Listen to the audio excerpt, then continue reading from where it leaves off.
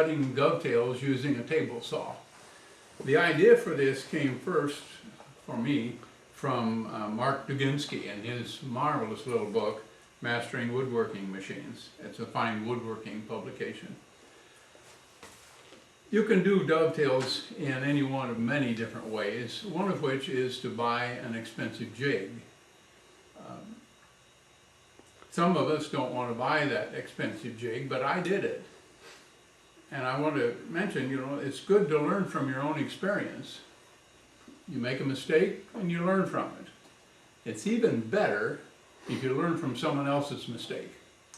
And so I'm going to be talking about this pretty much from the point of view of the mistakes I've made, and I won't mention them anymore, so that you might have a chance to avoid those. This method is one of cutting the dovetails essentially the way you do it by hand, except that the sides or the shoulders of the pins and the tails are cut by the table saw blade. You still have the problem of removing the base of the tail or pin, and sometimes that causes a little difficulty. It's just the same as in doing them by hand. I'll mention a couple of ways you might do it other than with the chisel. If you have that equipment, you can do it that way. The first thing to do when making dovetails this way is to prepare an angle gauge for yourself. You just decide what angle will be for the dovetail side, and then you cut a piece with that same angle. I do it on the table saw. I set the table saw blade at the angle, or approximately the angle that I want, and then I cut this board to make the gauge. You don't have to know exactly the degrees of the angle, because this becomes the standard for the entire process. With the angle gauge prepared, you can then draw up the dovetails, your plan.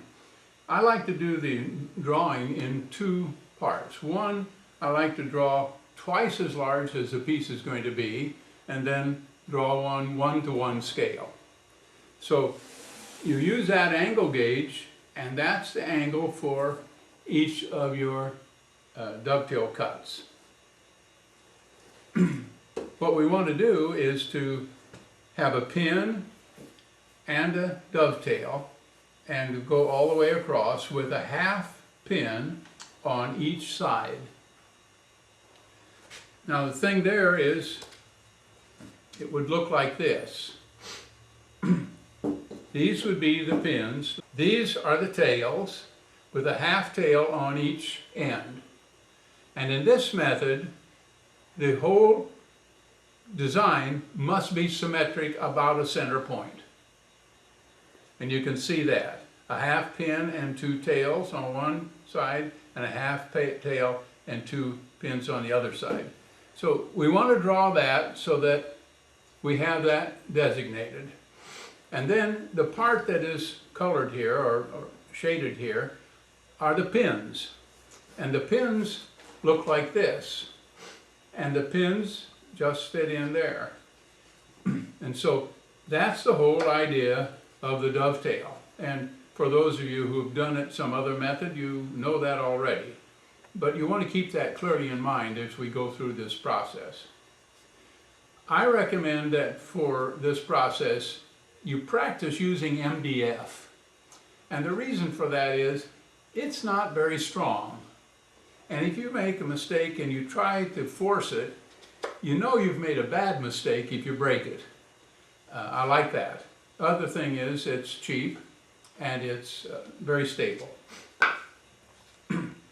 So we draw our plan, and we have this distance right here, the depth of the pin and the depth of the tail, is equal to the width or the depth thickness of the pieces you're going to join.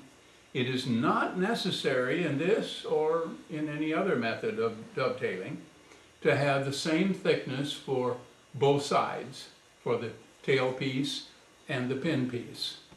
But in this case, I'm using the same thickness of material. That thickness is equal to this distance right here. And that thickness is equal to twice the distance over here. I mean,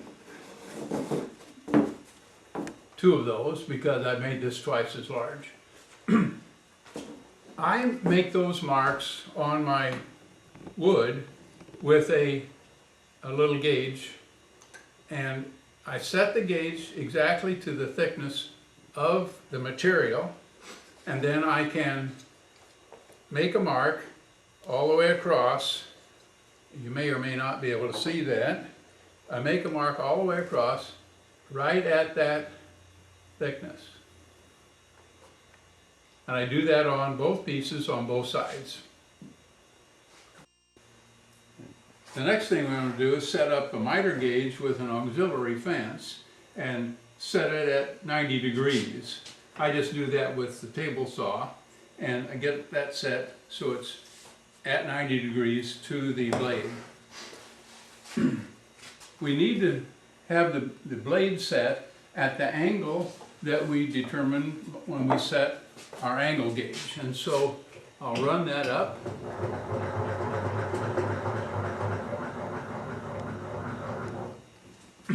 And then placing the angle gauge between the teeth so that I don't get a little gap in there.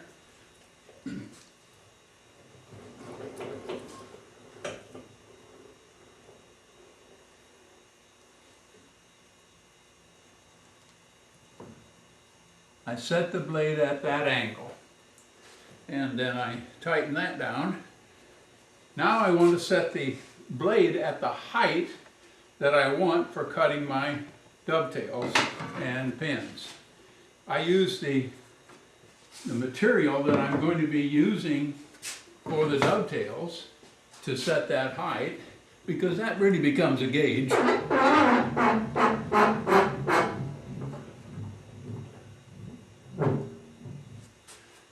At this point, you want to make sure that you don't exceed the height of the piece you're going to cut.